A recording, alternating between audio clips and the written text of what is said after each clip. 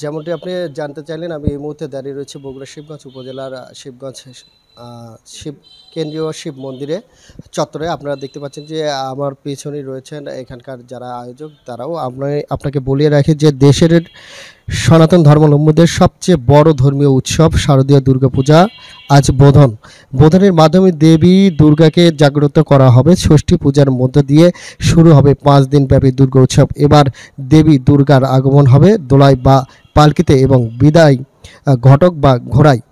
মণ্ডপে শারদীয় দুর্গাপূজার প্রতিমা প্রস্তুত হয়েছে, কোথাও কোথাও প্রতিমা স্থাপনের কাজ শেষ, মণ্ডপ সাজানোর কাজও চলছে পুরোদমে।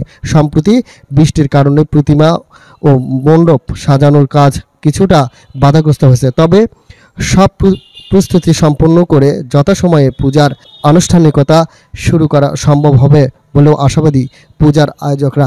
আপনাকে জানিয়ে রাখি যে বগুড়ায় কিন্তু এবছর ৩১৬ বগুড়ায় কিন্তু ৩১৬টি পূজা মণ্ডপে কিন্তু একযোগে পূজা অনুষ্ঠিত হবে এবং এই পূজাকে কেন্দ্র করে আইন শৃঙ্খলা যারা কাজে রয়েছেন এবং বগুড়া জেলা প্রশাসনের পক্ষ থেকে নানা পদক্ষেপ নেওয়া হয়েছে এবং আপনারা দেখতে পাচ্ছেন যে ইতিমধ্যেই কিন্তু মণ্ডপে আনসার সদস্যরা পৌঁছে গেছে।